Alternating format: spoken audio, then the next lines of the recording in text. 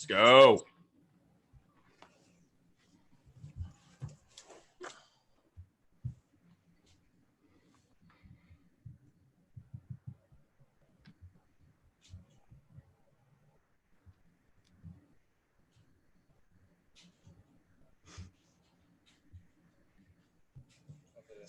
Welcome in to the latest edition of the Unpaid Interns. Austin Render joined by Connor Hines here on Monday, August 10th. So glad that you guys could join us here today, whether you're watching us on the IU Sports Media YouTube page or you're tuning in on the podcast, wherever you listen to your podcast. What a great weekend of sports, Connor. Happy to have you. We're both hunkered down in our Bloomington residencies. We're finally back in the same city here. Unfortunately, still can't be in the same spot yet. But what do you want to talk about first? I mean, you've got your boy, I guess our boy now, because I'm a bandwagon Padres fan, Tatis Jr. kind of popping off.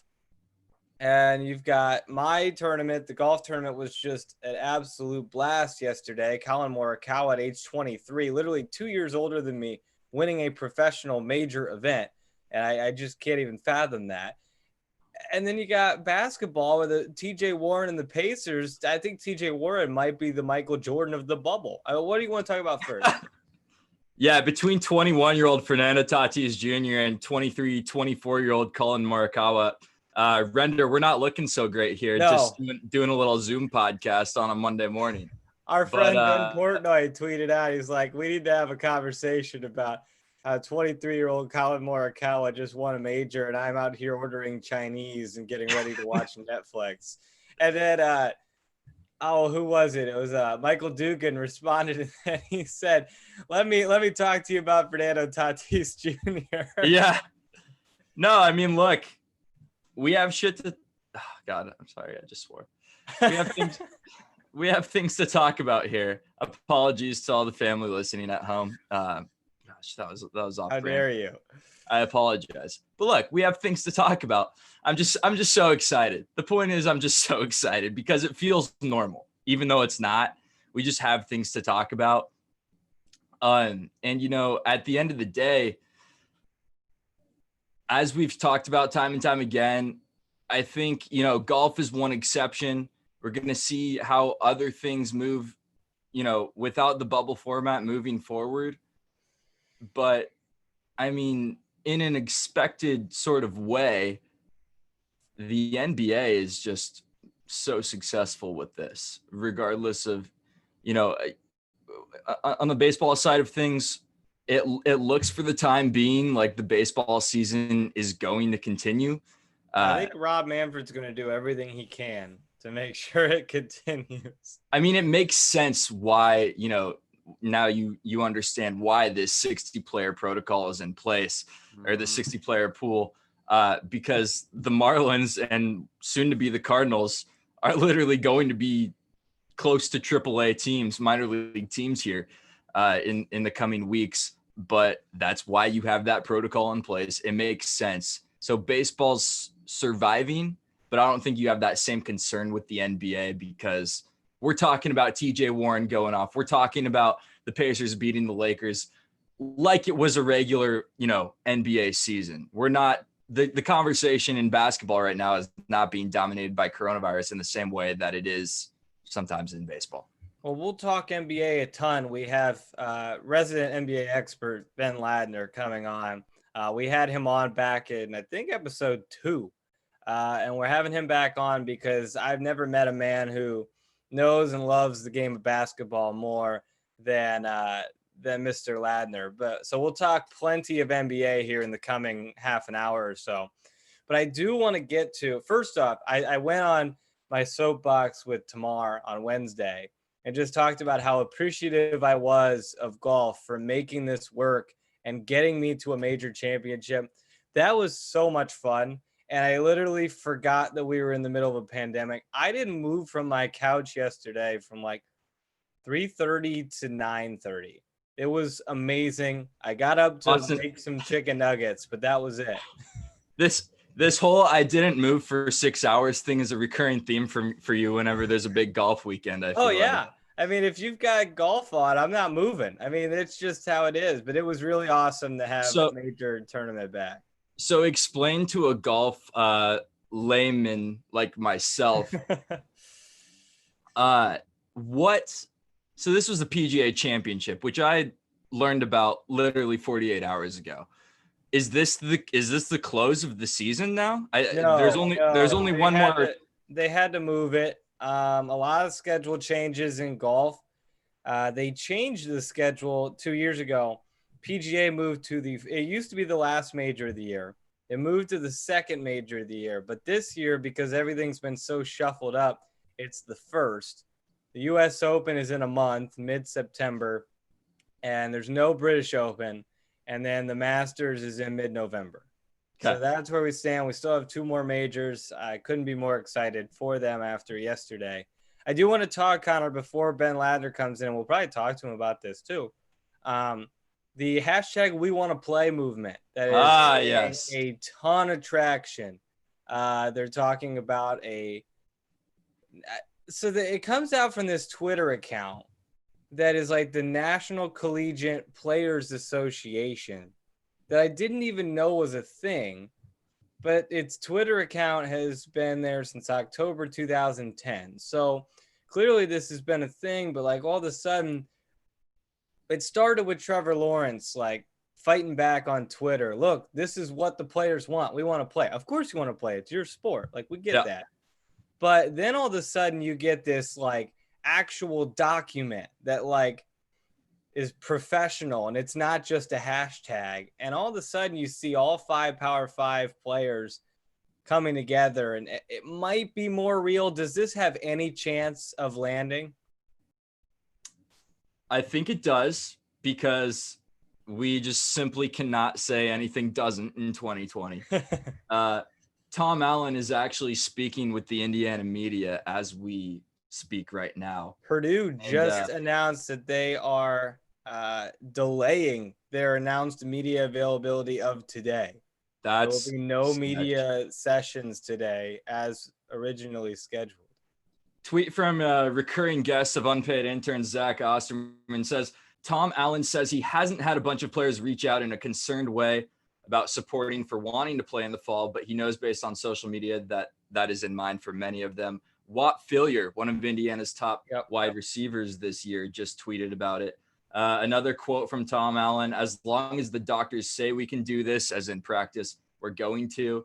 You know, I think he's kind of echoing the same thing you just were. He said, you know, sure, they want to play. You know, it's you just have to balance it with what the medical experts are telling you. So I think Tom Allen, through all of this, and we've mentioned this before, has certainly taken the right approach. I know a couple different Indiana football players tweeted, you know, in support of the We Want to Play movement, which, like, again, like you said, like, it makes sense. Like, of course, everybody wants to play. It's your sport.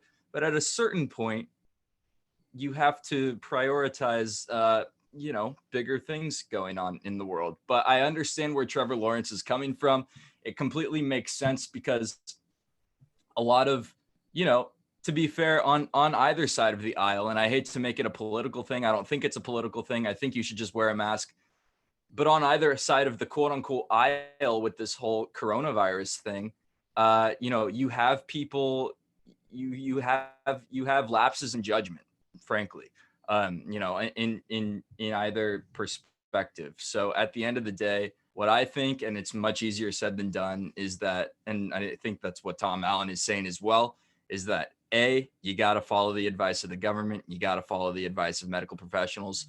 B, you're going to do everything in your power to get your team and your guys healthy and on the field this fall, regardless of the circumstances. It's going to come down to who's most disciplined. And I think, speaking to Indiana football specifically, they've got to be one of the most disciplined programs out there.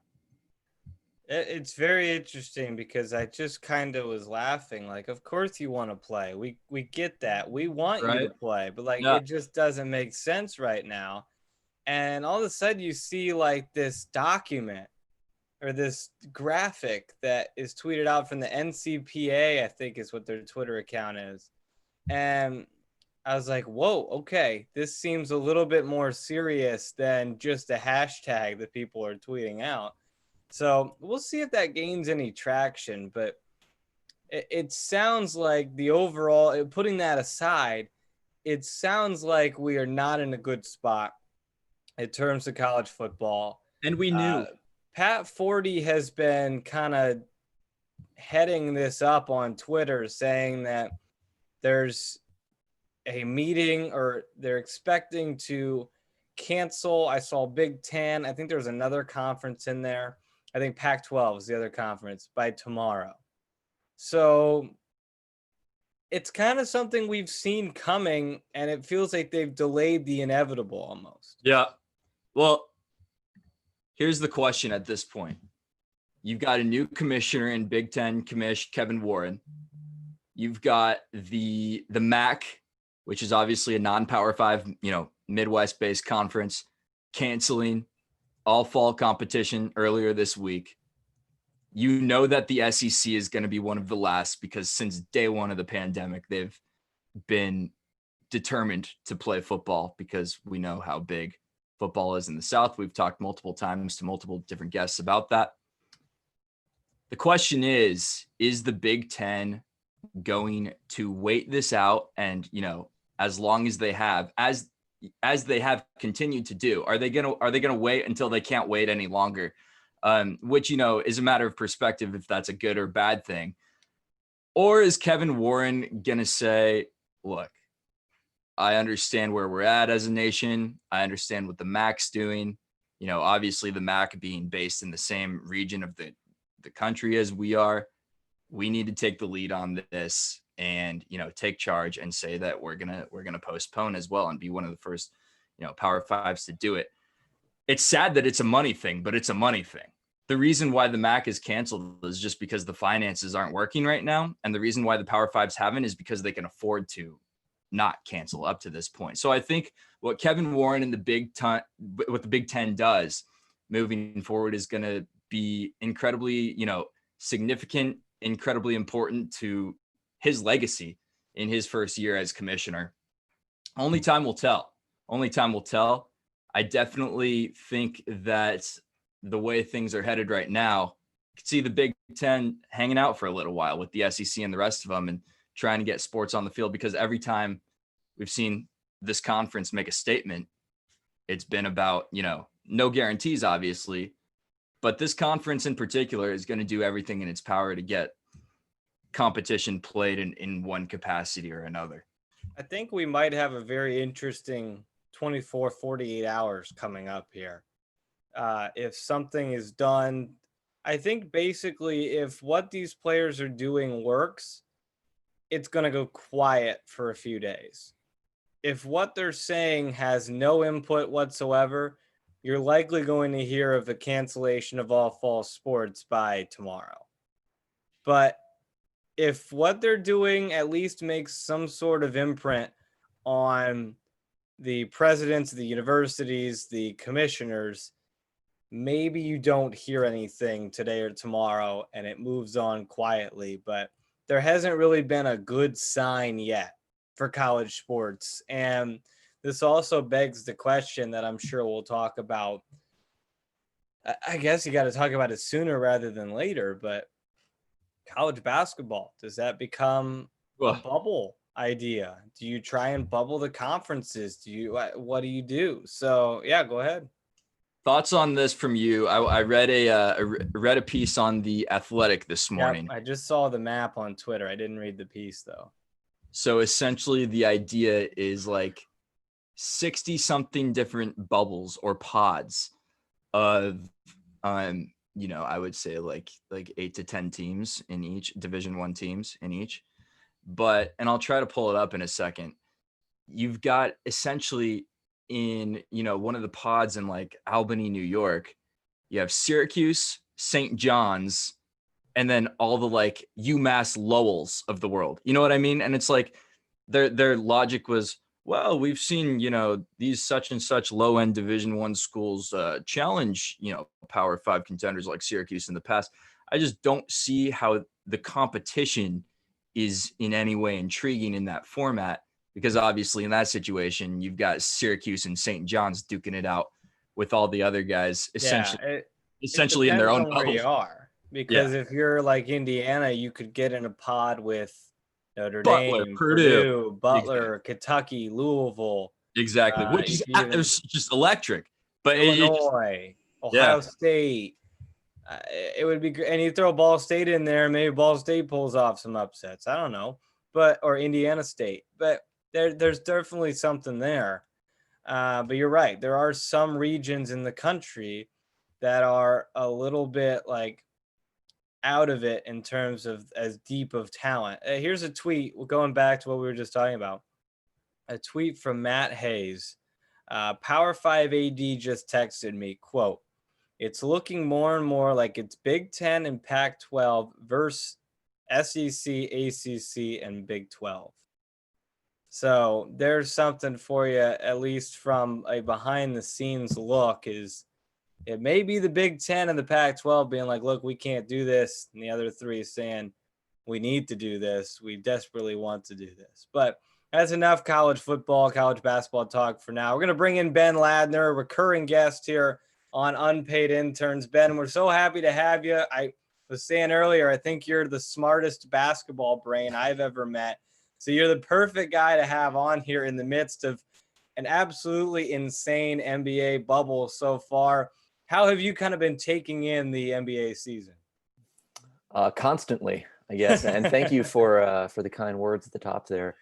Yeah, I mean, it's kind of like every day is Christmas to me, where the games start. I'm on the East Coast, so the games start around 1 o'clock, 1:30, and go till 11:30 midnight almost every night. And I'm tuning into, I would say 80 to 90% of those games. Some of them happen simultaneously, or there's overlap, so you can't catch all of it. But I've been trying to just take in as much as I can, and I've been really enjoying it. I'm impressed with the quality of play just right off the bat. I expected a little bit of rust. I expected some guys maybe to be out of shape, and for the chemistry to take some time to work itself back into shape. And that, I guess that's happening to some extent. But I thought even from the first night, the quality of play was really, really high, especially that Clippers-Lakers game. And it's just continued for the first week plus of bubble games here. So I think it's hard to want more from what we've seen so far. And it couldn't have gotten off to a better start, in no small part because they've actually managed the bubble really well too. There haven't been any positive tests. It's going off without a hitch so far. And it's important to add that disclaimer, so far. But that combined with just a high quality of play has made it really, really interesting. Yeah, that's what I was going to ask you. I mean, how much of this hinges on the fact that, the NBA bubble format has been more successful than, say baseball's format that they've utilized. And you mentioned the high quality of play.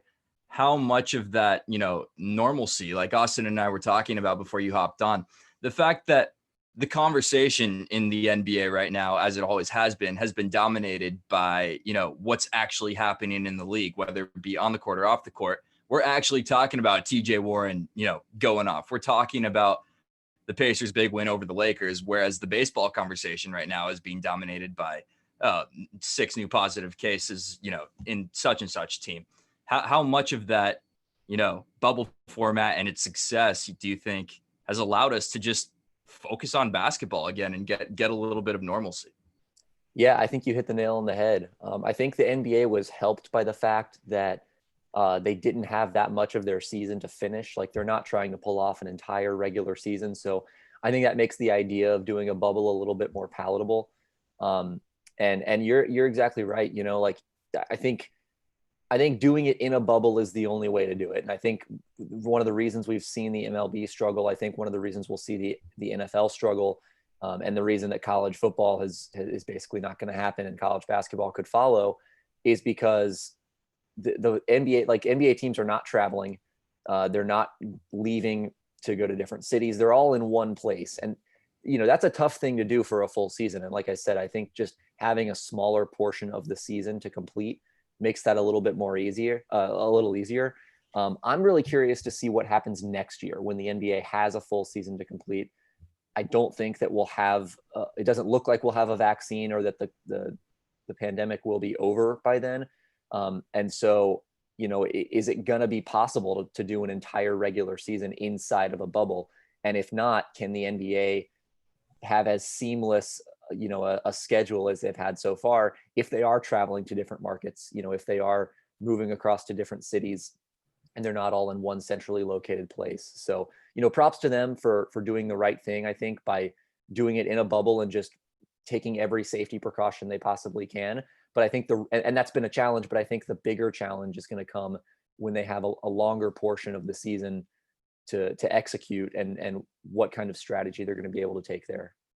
Well, Adam Silver deserves a lot of credit. I mean, he was out in front of this early. I mean, it was March, what was that? 11th? 11th was when the league got shut down. Yeah. He just shut it down like immediately. It's just a different approach. And like you said, it's different than the MLB because they were so far into their season, but the MLB gets cases and Rob Manfred says, we got to push through this. And the NBA got one case and they're like, yep, that's it. We're done canceling the whole thing. But let's talk some basketball. I do want to pick your brain on a lot of different things. It kind of felt like, so this has been a hot topic in the West. Are the Grizzlies getting screwed? Like, I know Jaren Jackson getting hurt really hurts them, but did they get screwed by the scheduling makers of this bubble?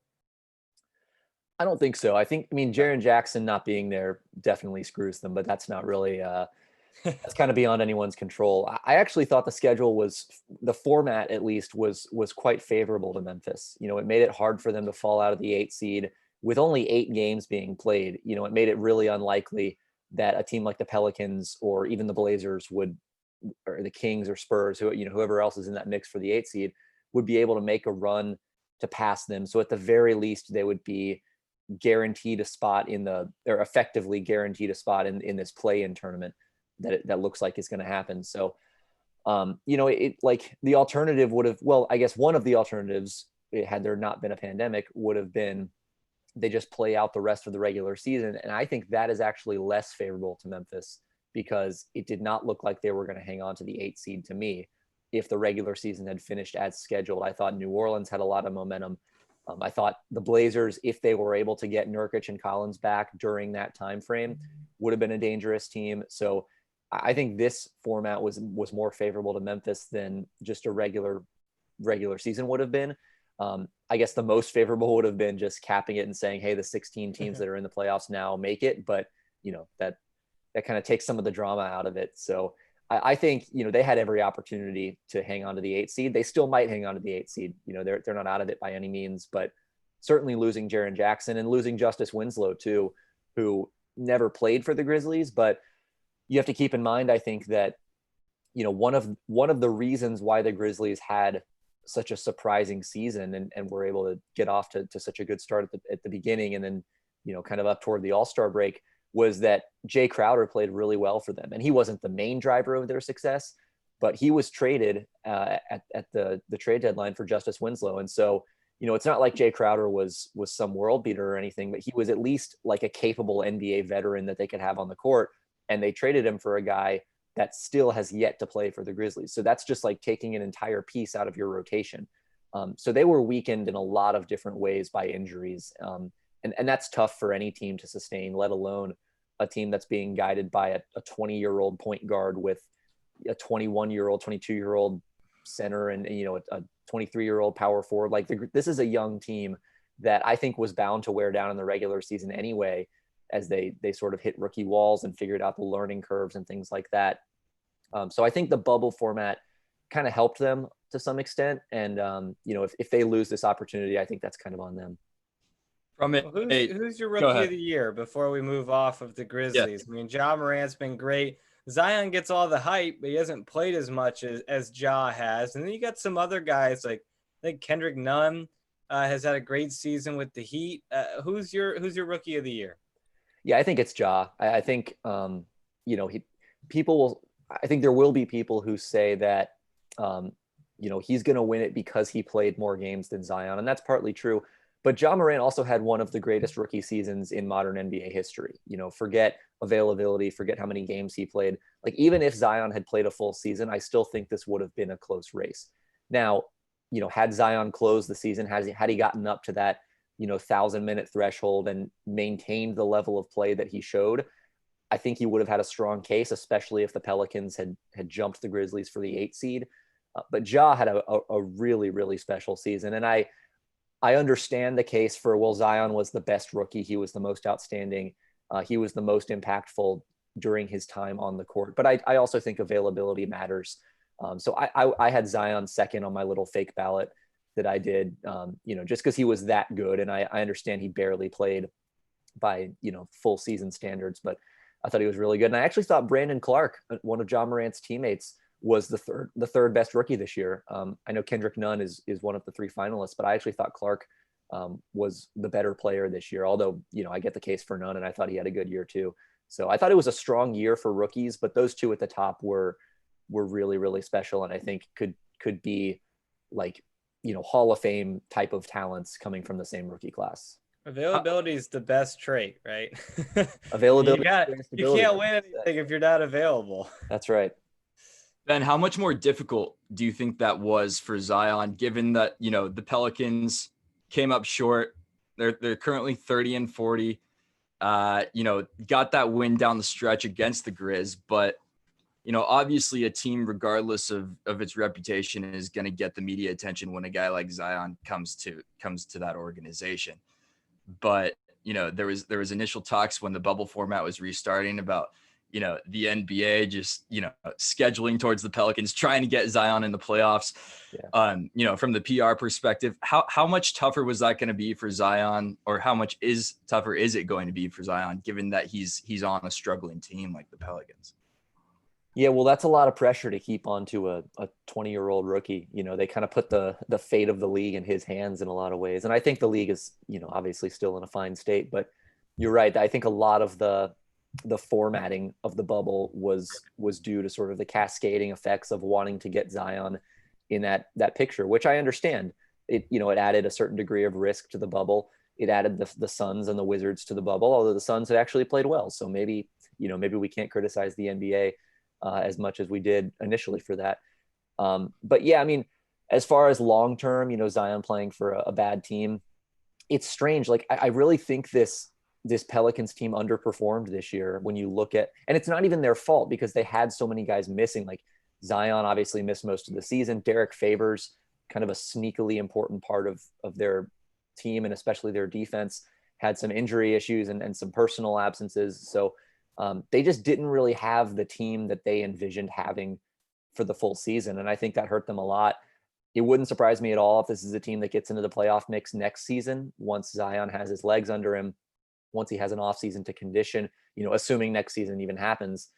So this is a team I think can and should be good in the long term. They obviously don't have all of the pieces that they need to build a contender around Zion, but they're at a pretty good place to start. They've got a potentially, franchise altering cornerstone in Zion, a candidate for, and probably, one of the 2 or 3 front runners to win most improved player this year in Brandon Ingram. We'll see whether he can sustain what he did this season. But if those 2 guys are who they appeared to be this season, that's not a bad place to start in terms of building an elite offense and trying to get back into that championship contention window. It's just about finding the pieces to fit around them, determining like, is Lonzo Ball the right guy to have here? Is Drew Holiday a long-term fit? Is Josh Hart, the right complementary player to put on the wing around those 2 guys? But those are problems you like to have. Those problems are preferable to figuring out, okay, who do we even build this thing around? And so they have the answer to that question. And it's just figuring out the rest of it that I think is going to take another year or 2. I've waited long enough. We got to talk Pacers. I'm riding high with the Pacers. I know their schedule is weak to start the bubble, but then they beat the Lakers, and I know the Lakers are struggling a little bit, but I mean, put into perspective how good TJ Warren has been, and do you give the Pacers any chance of being a sleeper team in the East? Yeah, well, I thought Jared Dubin put it really well on Twitter when he said that TJ Warren was the Michael Jordan of Gary Trent's. And that's basically what he's been in the bubble. And obviously the first and the last guy in that sense have been outstanding in the bubble and turned into like 2 of the best shooters in the world kind of out of nowhere. Yeah, I mean, Warren's been fantastic. It really caught me by surprise. He actually had I thought an underrated season. He really improved on defense. He improved as a 3-point shooter. You remember when he came into the league, he was like mid-range floaters, didn't really get to the rim, Like it was unclear whether he could be an efficient scorer at the NBA level, and he didn't really defend at all. And I think he's really remade his game in Indiana, and that looks even more wacky when you consider that basically the Suns gave up a second round pick to get off of him, which is kind of crazy in retrospect. Although the Suns are performing well in their own right. As far as whether they're a sleeper in the East, I think that depends on Oladipo. Like, I'm not sure, as good as TJ Warren's been, I'm not sure we're going to get this TJ Warren for the entire postseason. It'd be unlikely if anyone played this well for an entire playoffs. So, let's say he regresses back to something close to a normal level of play. It's, can Oladipo carry a heavier offensive load? Can he be that disruptive defender that we saw a couple of years ago and kind of rise back to that all NBA level that, he touched but hasn't really gotten back to since the 2018 season? So that's the big question for me. Ultimately, I think not having Domantas Sabonis really dooms them. I think he's a really important hub of their offense, not necessarily just in terms of his scoring or even his passing, but just the way he connects your offense, the way you're able to run things through him in the high post and get it helps your defense to be able to play him and Miles Turner together, and Turner being that floor spacing option at the 5, or I guess at the 4 on offense, and then Sabonis playing more of a traditional center type of role, I think helps them get better defensive personnel on the floor while also having a functional offense that you can run through the high post. And I think Sabonis is sort of the piece that allows them to play through multiple people. Like he's the guy that allows Victor Oladipo to work off the ball. He's the guy that allows Malcolm Brogdon to come off a dribble handoff and get going downhill. He's the guy that gets TJ Warren a kick out 3 when opponents double the pick and roll and it's a 4-on-3 and he can make the pass. So I think he's too important of a piece of their offense for them to really make much significant noise. But if they run into Miami in the first round, which right now it looks like they will, that's a winnable series. I wouldn't predict them to win it, but there's a realistic scenario in which they could win that. And I wouldn't favor them. In fact, I wouldn't really give them much of a chance at all against the Celtics, Raptors, or Bucks. But if it's Miami in the first round, I still would favor Miami, but I would give Indiana a puncher's chance. It stinks because they just have never had everybody healthy at once. It looked like the bubble was going to be that chance, and then Domantas Sabonis gets hurt. But I'm not giving up hope yet, TJ Warren. But I do want to talk about Damian Lillard. He is who he thought he was, and yet still doesn't feel like he gets the credit that he deserves. I mean, there's other pieces of the team, but it feels like he is putting his team on his back, and he's taking them to the playoffs no matter how many games back they were, no matter where they're at, no matter who they play. We put up another 51. Did he end up with more last night? I know he had 51 at one point. I think he finished with 51. Yeah. Okay. Beating a wounded 76ers team. But how good is Dame? Like, do we really not appreciate him still, even though he's been in the league for so long? He just continues to do what he does every night. Yeah, he's really good. He's really, really good. And he's so consistent. He's just the head of the snake of that offense every single night. He's legit, both on and off the court. From everything you hear, he's one of the best locker room guys in the NBA. Obviously, we see what he does on the floor. He's one of the probably 3 or 4 or 5, if not less than that, best shooters in the entire world. Just the range, the depth, the difficulty of his shots. And the other thing about him too is he's improved his game year by year. He's added range to his 3-point shot. He's become more accurate as a shooter. He's gotten better as a passer. He's gotten better as a finisher at the rim. He's really crafty. We saw, I think it was in the Memphis game, kind of down the stretch, where he had just this ridiculous like twisting layup off the glass that basically sealed the game. He's added these little wrinkles into his game year by year that just make him more dangerous. And the thing that stands out to me watching Lillard is just the command he has over the game. He's just always in complete control. He's never pushing too hard, when he doesn't need to. He's just making the right play. And he understands that if he hits 9 threes in a game and teams start to double him, if he gets rid of the ball early on the pick and roll, his team has an advantage and they're probably going to get an easy bucket. He's not looking for that next heat check shot all the time. He'll take some audacious shots, but the thing that really impresses me is just the control with which he plays, and he's always trying to make the right play, and he understands how he can impact the game as a passer and as an off-ball mover and just as a magnet for the defense. And he knows the gravity that he has and how that can positively impact his team, even if he's not the one scoring the ball, which really impresses me. The Blazers have the best offense in the bubble so far by points per possession. And it's not a coincidence that is sort of coincided with Damian playing really, really well. So as long as he's playing like this, the Blazers are going to have a chance to make the playoffs. And right now I might even favor them to make the playoffs. And I guarantee you that the Lakers are not looking forward to facing an on fire Damian Lillard in the first round. I think what about Melo? Yeah. Well, Melo's actually been better than he was in the actual regular season. Yeah. That's a different story. But yeah, I mean, like, you don't want to run into this version of Damian Lillard or this version of the Blazers in the playoffs. And I don't think the Blazers will win a playoff series, but if they push the Lakers to 6 games in the first round, maybe that takes a little bit more off of LeBron's body and it makes the Clippers a slightly heavier favorite in the conference finals if it comes to that, or, down the road, maybe that saps a little bit more energy from LeBron and Anthony Davis in the finals or something. And, the Blazers can kind of play spoiler in that sense, just by making it tough on a team like the Lakers. And by extension, sort of marginally changing the way the rest of the playoffs could shake out. Hey, Ben, from a content perspective, what has this been like for a writer like you or other writers who you've talked about? Because it seems like for the first couple weeks after, the initial bubble format was announced and that they'd all be migrating down to Orlando, a lot of the stories were, and, we're continuing to see stories about guys coming and going from the bubble and, all the off the court antics that come with such a weird, crazy situation like this. But I mean, all of this conversation that we've had with you so far, again, has been about the play on the court. Do you think we see a shift back to covering a somewhat normal season here as the postseason, gets ramped up?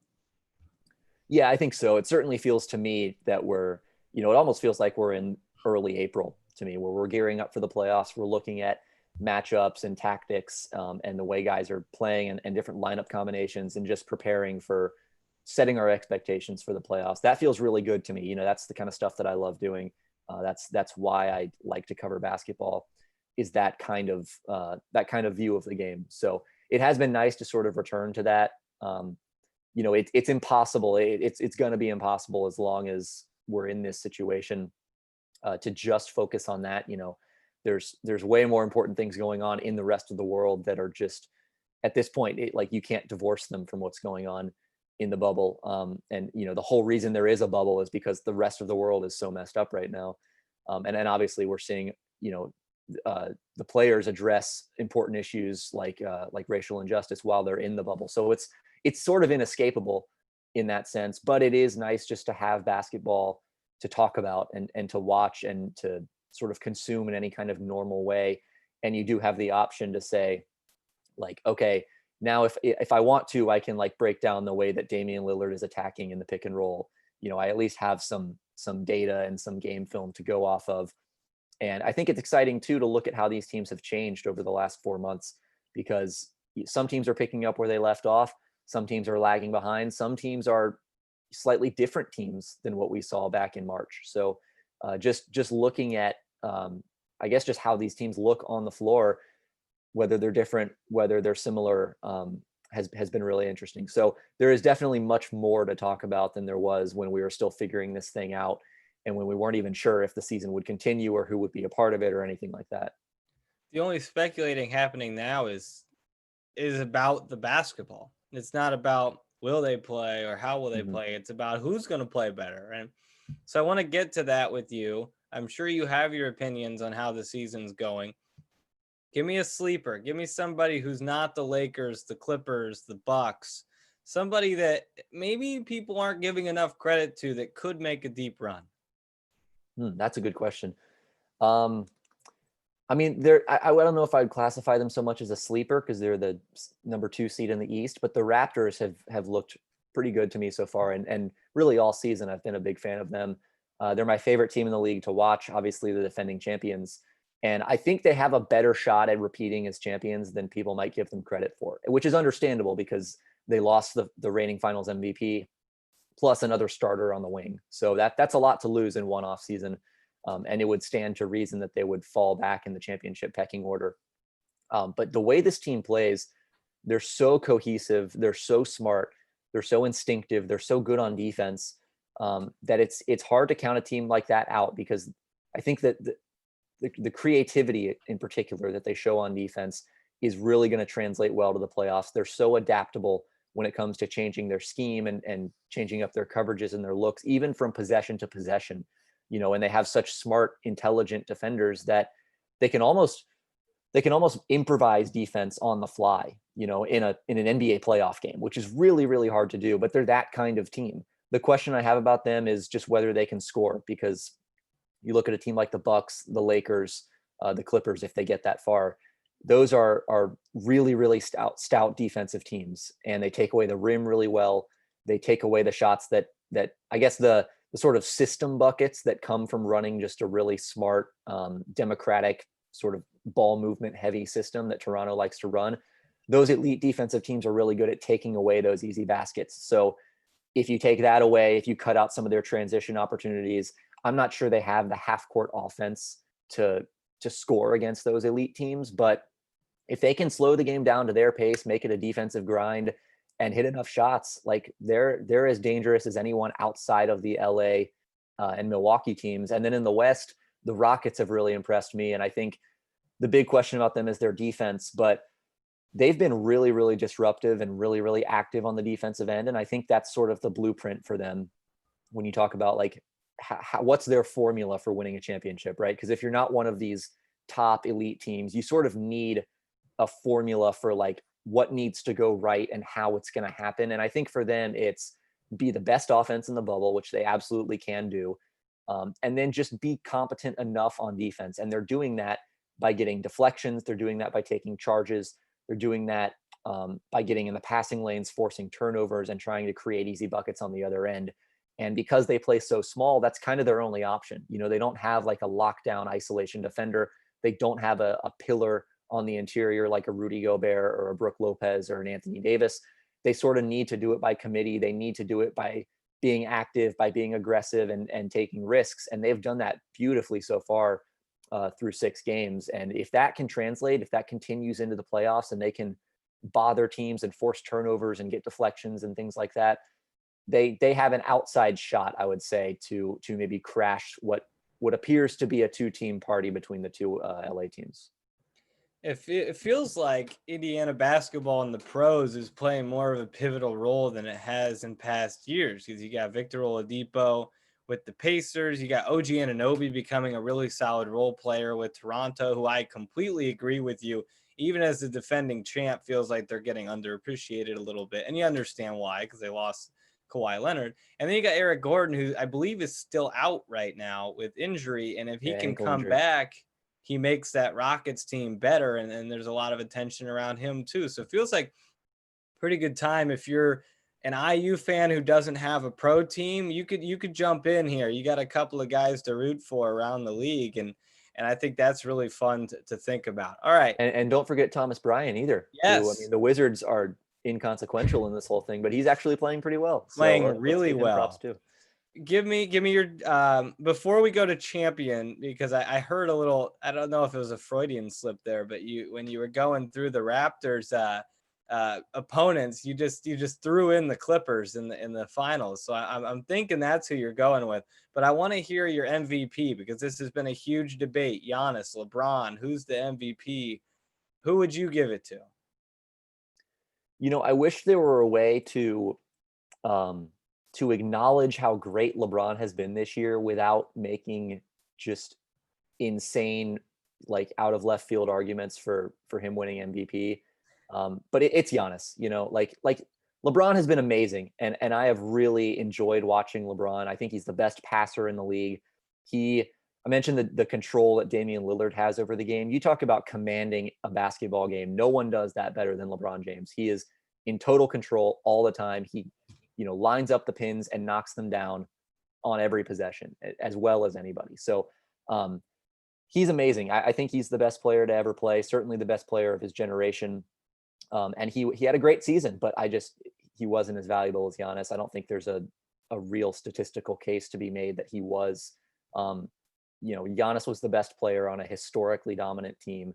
He is maybe the best defensive player in the entire league. So even if you want to argue that LeBron is better on offense, which I think he is, I think that's a smaller difference than the difference between Giannis and LeBron on defense. Although I actually think LeBron had a really strong defensive year.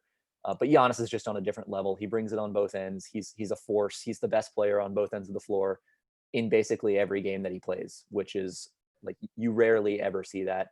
His scoring rate this season, like he per minute, he scored more points than James Harden, who is widely considered the greatest scorer in the league. He's playing 30 minutes a game and he's averaging 32 points or whatever it is, 14 rebounds. I don't have his stat line in front of me. He's just a complete player. He does everything except shoot threes, but they have such a perfect ecosystem around him that he doesn't really need to. So it's hard for me to see a case for anyone other than Giannis, but I do just want to acknowledge that LeBron has been great this season, and it's okay for him to have been great and also not be worthy of. He put up an MVP caliber season, but he is not the MVP this season. We need a above 35 MVP award, because then you give it to LeBron and it's all good. You give him the above 35 MVP, and you give Giannis the regular MVP.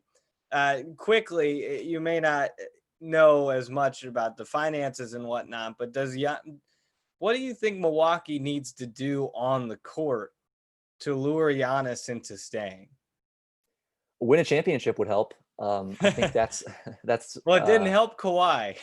No, it didn't. That's true. Although he was traded to a destination that I think he did not expect to be traded to. So that was a little bit of a different circumstance. But I don't know what Giannis prioritizes. That's always the tough thing with situations like these, is we don't know whether a guy wants the money, whether he wants the best chance at winning, whether there's a certain teammate that he likes, that is either on his current team or that he wants to go join on a different team.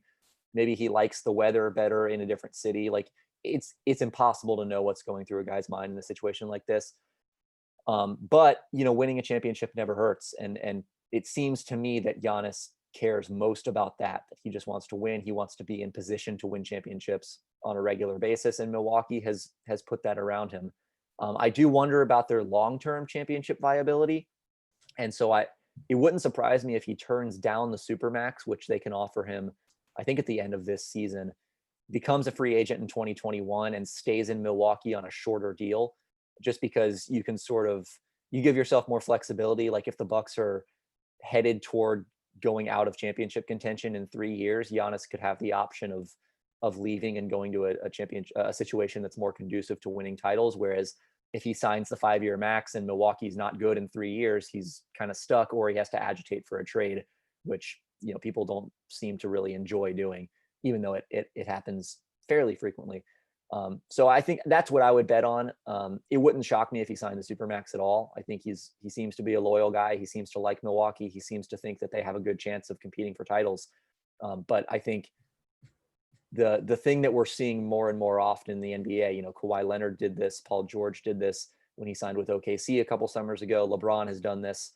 I think Anthony Davis will probably end up doing this, is they sign these short-term deals to be able to maximize their championship upside during their primes, so they want to give themselves the best chance of playing for a championship team during their prime. And if that's the same team, great. And if it's not the same team, it's sort of all the same. I think I agree with Colin Cowherd for the first time. It's rare, but he talked about how Chris Middleton might be the most important player in the bubble, because if he can play well and kind of be that Robin to Giannis's Batman, Giannis may think about staying. But if Chris Middleton craps the bed and all of a sudden you lose in the second round of the playoffs because Giannis didn't have anybody around him, and he's like, I want out of here. This supporting cast stinks. So that'll be interesting. Before we go, give me your team. I have a guess, but give me your team. Who's winning? So last year I went against all statistical evidence and picked the Raptors to beat the Bucks in the conference finals and make the finals, which they did. I'm not going to pick the same thing to happen this year, as much as I want to. As I love the Raptors, like I said, favorite team in the league to watch. I think they're awesome. The finals I want to see is Raptors versus Oklahoma City, but I would be shocked if that happened. So that's not what I anticipate to happen. I think the Bucks are just the best team. It's like last year you could say, okay, well, Kawhi could be as good, if not better than Giannis. The Raptors have this unbelievable supporting cast. They're really balanced. They're versatile, adaptable. They can create offense in a pinch when they need to. I don't think you can make the same case this year because they don't have that just immutable offensive weapon. As good as Siakam is, he's not Kawhi Leonard in terms of getting to his spots, creating decent shots when you basically can't get anything else. So I just don't think the Raptors have the offensive juice this year.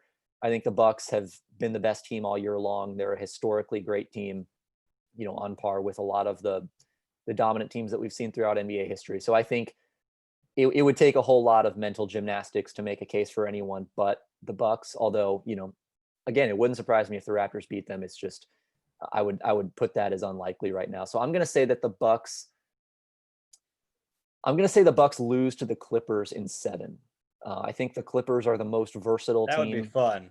Yeah. Sign me up for that. I think the Clippers are the most flexible team in the league right now. I think they are probably the most talented team by a hair over the Lakers when you just look at who the best players on each team are. I like the lineup flexibility they can show. I like their depth. They can throw a lot of different looks on the floor, lots of defensive versatility. They have 2 guys who can create their own shots. I think Paul George is going to be one of the most important players in this playoff. Like if he's the 3rd best player in a series against the Lakers, I think the Clippers make the finals. If he's the 3rd best player in a series against the Bucks, I think the Clippers win the finals. And he even has, he's good enough to be the 2nd best player in one of those 2 series. To me, the Clippers just have the most talent. They have the most depth. They have the most flexibility. And I think those traits really play well in the playoffs. And ultimately, we've seen the value of what a guy like Kawhi Leonard can do when the chips are down and the stakes are highest.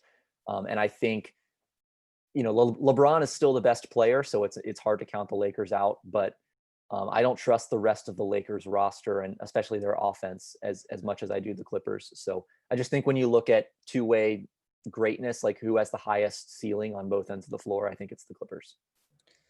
Interesting. I would love Clippers Bucks. I think that'd be an absolute blast. I think there's going to be some really fun matchups. I think, like you said, the Blazers are going to wreak some havoc, I think, if they get in as the 8 seed. I think the Rockets and the Thunder are teams that are not going to go down quietly. And no one's talking about the Nuggets and Michael Porter Jr. And I don't know. I just think the West is going to be really interesting. There's no easy outs. Even the 8 seed is going to be tough to beat. So and look out.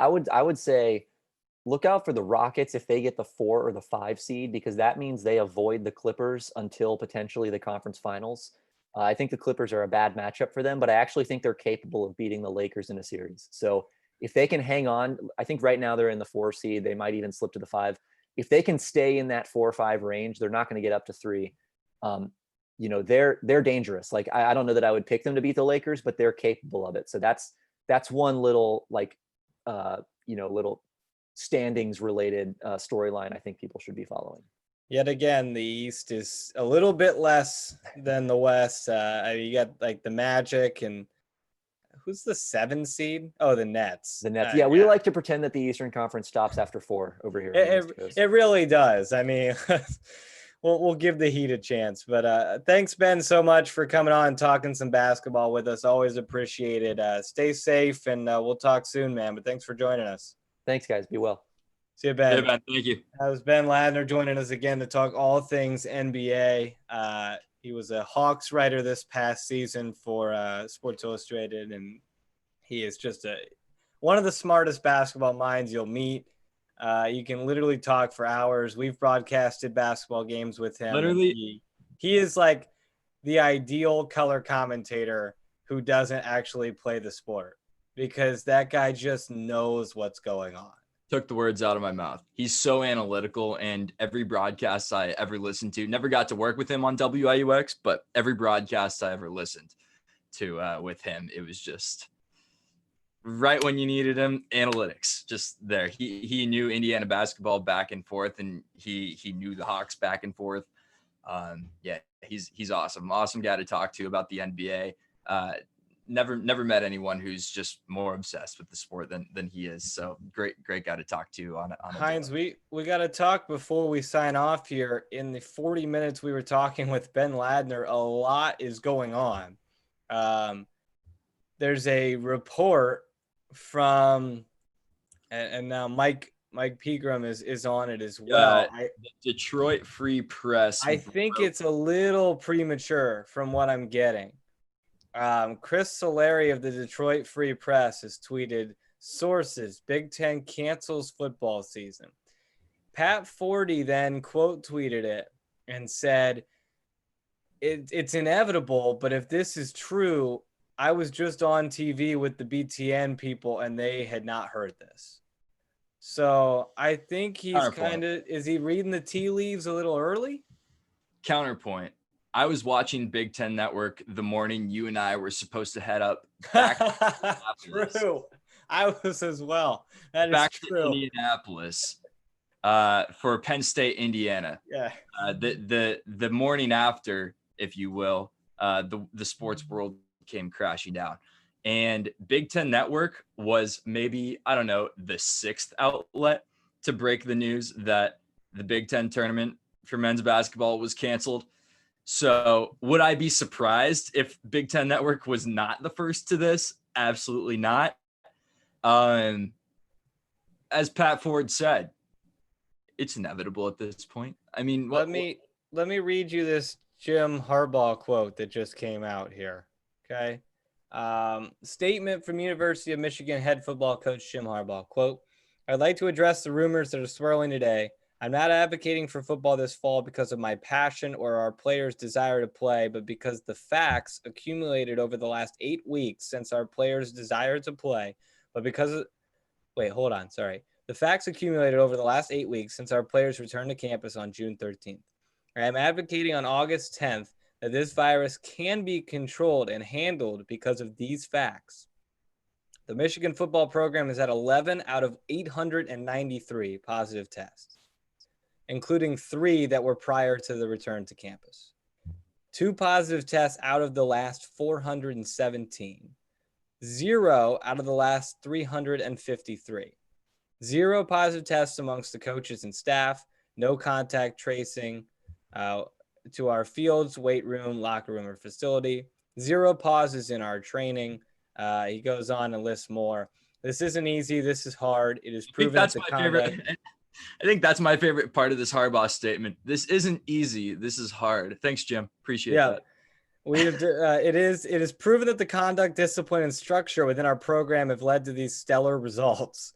He's like bragging about this. This is very strange. We respect the challenge that the virus has presented. However, we will not cower from it. We've developed a great prototype for how we can make this work and provide the opportunity for players to play. If you are transparent and follow the rules, this is how it can be done.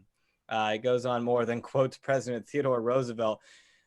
We do this quote within a quote from Theodore Roosevelt so that our place will not be among the cold and timid souls who know neither victory nor defeat. End quote. And then he puts, not only does he put hashtag we want to play, he puts hashtag we want to coach. Yeah. So there's Jim Harbaugh weighing in on everything that is going on right now. Well, look, this is bizarre. Yeah, it's not totally out of the realm. I mean, look, well, it's not bizarre. Like I would expect that from Jim Harbaugh. I'm saying this whole scenario and the last 12 to hours has just been absurd. I mean, the last 6 months have, but I think, it's a last ditch effort from Harbaugh at this point to